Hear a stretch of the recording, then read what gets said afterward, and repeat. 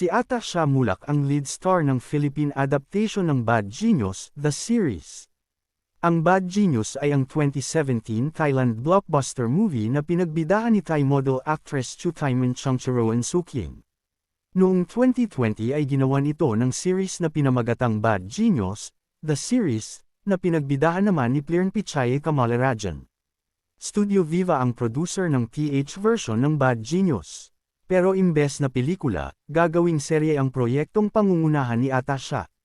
Ang Bad Genius ay tungkol sa isang matalinong iskolar na gumawa ng pambihirang sistema para makapandaya sa mga eksam na ibinahagi niya sa mga kaklase kapalit ng malaking halaga.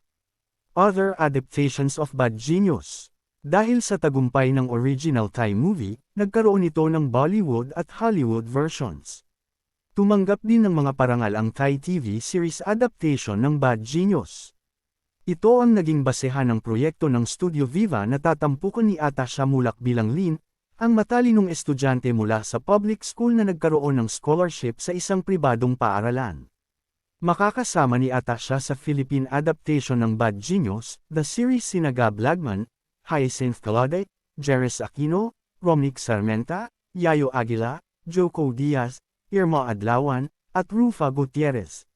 Si award-winning director Derek Cabrido ang direktor ng Bad Genius, the series. Naganap ang cast reveal ng proyekto sa Viva Cafe ngayong Martes ng hapon, ika-18 ng Marso taong 2025.